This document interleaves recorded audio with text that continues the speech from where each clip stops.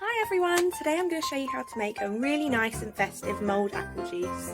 To make my mulled apple juice, I will be using apple juice, cinnamon sticks and the peel of an orange. Start by pouring the apple juice into a saucepan and then adding in the cinnamon sticks and orange peel. At this point you could also add in any other festive spices you'd like, such as star anise or cloves.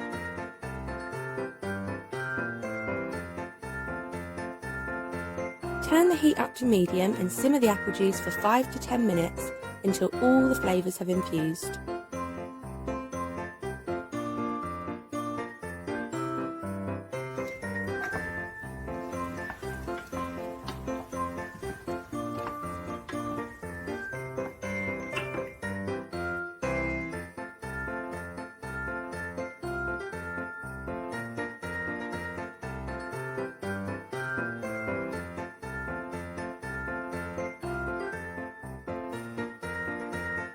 Serve in your favourite glass or mug and you have a really simple and delicious festive drink.